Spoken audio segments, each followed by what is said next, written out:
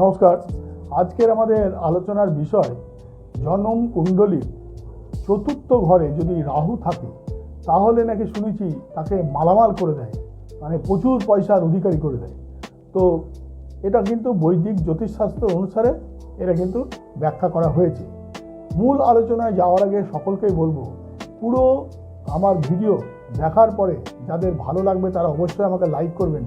যারা নতুন ভিডিও দেখছেন তারা প্রত্যেকটা ভিডিও পাওয়ার জন্য সাবস্ক্রাইব করবেন।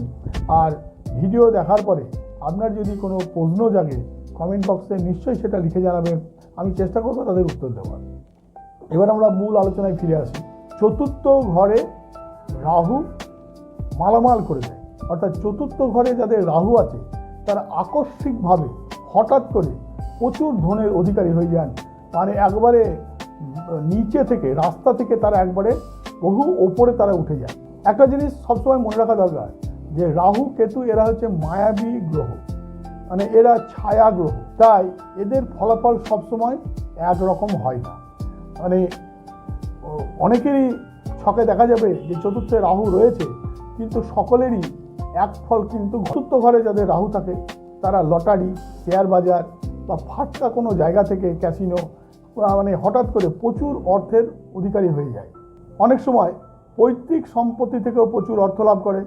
এই অবস্থানে জাতক জাতিকাকে বিলাসবহুল বাড়ি, খুব দামি গাড়ি এবং বাড়িতে একটা সুখের পরিবেশ, শান্তির পরিবেশ তাদের দেয় এবং এরা ভৌতিক যে সুখ স্বাচ্ছন্দ্য সেটা ভীষণভাবে কিন্তু ভোগ করে। আবার এই চতুর্থ ঘরে যাদের রাহু থাকে তাদের রাজনীতি বা সামাজিক ক্ষেত্রে হঠাৎ করে বিরাট প্রসার লাভ করে, মানে বিরাট খ্যাতি অর্জন করে এবং হঠাৎ করে সে ক্ষমতার অধিকারী হয়ে যেতে পারে। সাধারণ একজন নেতা অথচ দেখা গেল বিরাট বড় মন্ত্রী হয়ে যাচ্ছে, বা অনেক ক্ষেত্রে মুখ্যমন্ত্রী, প্রধানমন্ত্রী, যেটা আমাদের দেশে তো অনেক সময় আমরা দেখেছি এই জিনিসগুলো কিন্তু হয়ে যায়। এরা জন্মস্থান থেকে দূরে গিয়ে বা বিদেশে গিয়ে সাধারণত কাজকর্ম করে বা ব্যবসা করে এবং সফলতা অর্জন করে এবং বিরাট পয়সার অধিকারী হয়ে যায়। তবে চতুর্থ ঘরে রাহু থাকলে কিছু নেতিবাচক ঘটনা, কিছু নেগেটিভ জিনিস ঘটে। যদি চতুর্থ ঘরে রাহু মানে কোনো শত্রু গ্রহ বা বিপরীত গ্রহ দ্বারা যদি পীড়িত হয়, সেই ক্ষেত্রে কিন্তু এই ঘরটা ডিস্টার্ব হয়ে গেল, তখন বিপরীত ফল। কীরকম বিপরীত ফল?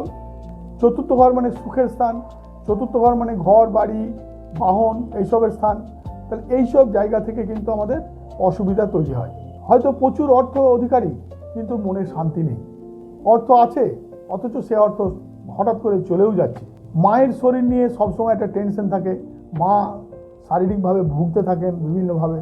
ঘরের যে পরিবেশ, বাড়ির যে পরিবেশ সেটা অশান্ত থাকে, মানে হাজার চেষ্টা করলেও মানে শান্তি সবসময় পাওয়া যায় না। অনেক সময় আইনি ঝুট ঝামেলাও চলে আসে। যদি জন্মকুণ্ডলিতে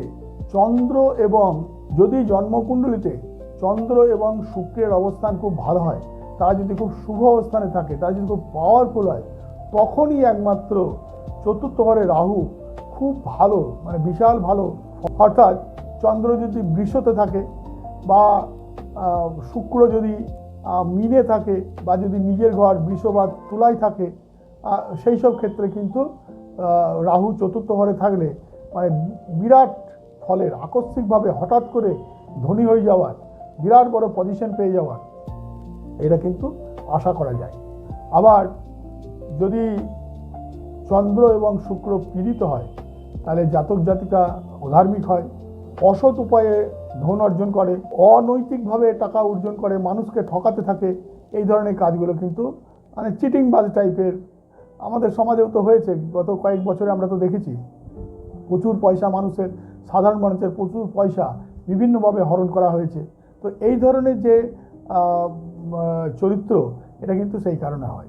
তাই প্রকৃত যে ফল, প্রকৃত যে রেজাল্ট, সেই প্রকৃত রেজাল্ট পেতে গেলে সবসময় শুধুমাত্র রাহু চতুর্থ ঘরে আছে দেখলে চলবে না, সেই সাথে চন্দ্র, শুক্র বা বৃহস্পতি তাদের পজিশন কেমন, তারা কেমন অবস্থায় আছে এবং রাহুর ঘরের অষ্টক বিচার, এই সব কিছু বিচার করে তবে কিন্তু ফল যদি বিচার করা হয় সেই ক্ষেত্রে ফলটা কিন্তু অনেক সময় মিলতে পারে। যারা আমার অনুষ্ঠান দেখছেন, ভালো লাগে তারা অবশ্যই আমাকে লাইক করবেন।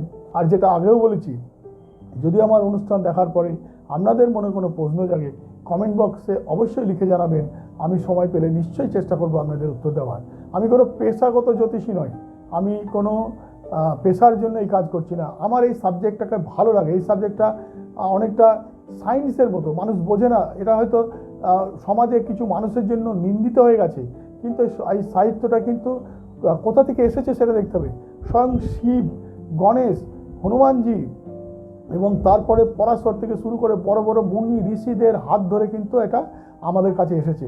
সুতরাং এই যে সাবজেক্ট, এই সাবজেক্টটাকে ভালো করে অধ্যয়ন করে, ভালো করে শিখে যদি তার বিচার করা হয়, তার যদি ফলাফল দেওয়া হয়, সেটা মানুষের কাজে লাগে।